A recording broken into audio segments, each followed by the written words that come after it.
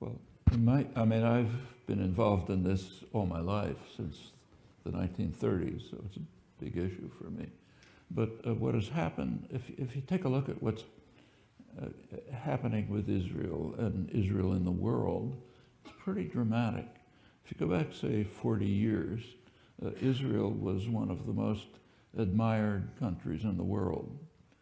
Today, it's one of the most disliked, feared, hated countries in the world.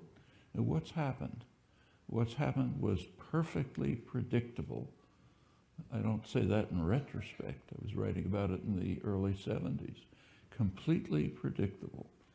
Israel, after the '67 war, which you mentioned, was in a position where it could take several choices. And the choices were stark and clear. In 1971, Egypt, the major country in the region, the only military force outside of Israel, Egypt offered Israel a full peace treaty.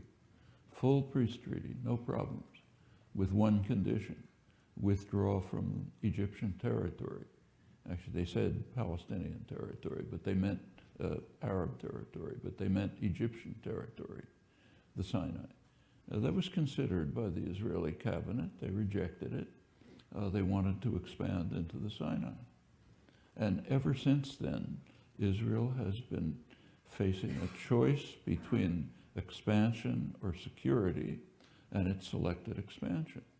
That's happening right to the moment. And we're responsible in large measure for that. It's largely because of the unique, unilateral U.S. rejectionism that this continues. The U.S. is standing virtually alone and has for years in preventing a diplomatic settlement. It's happening right almost to the present. A lot of it is vetoes of Security Council resolutions. It's not all. The most recent one was by President Obama, who went so far as to veto a resolution calling for official U.S. policy. Official U.S. policy is there should be no settlement expansion. Actually, that's a pretty small issue. The issue is the settlements, not their expansion.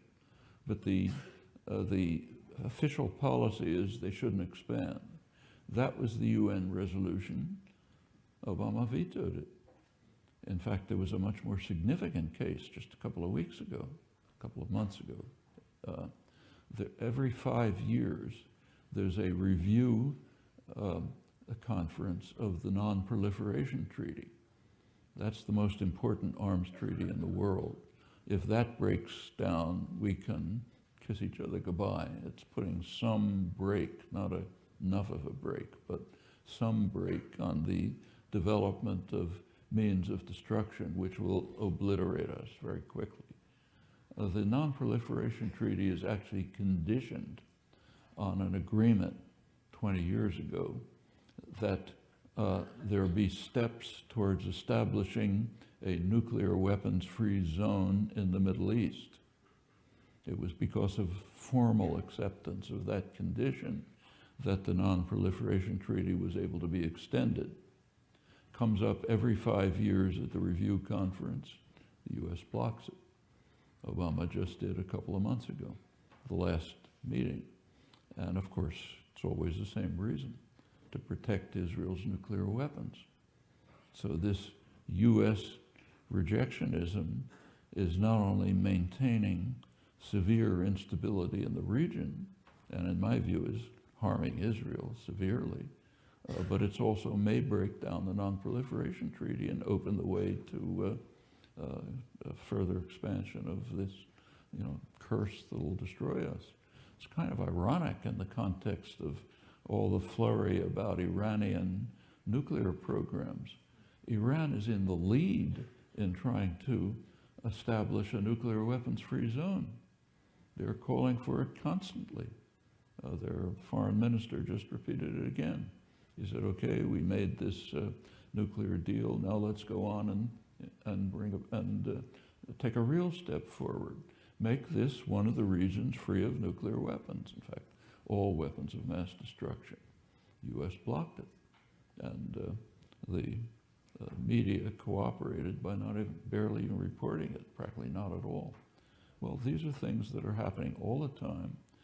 We have a significant share of responsibility, all of us. We can influence policy. It'll go on like this unless we do. And for Israel, it's having exactly the consequences you described. It's becoming very right-wing, very racist, very oppressive, all predictable from the choice 40 years ago to choose expansion over security.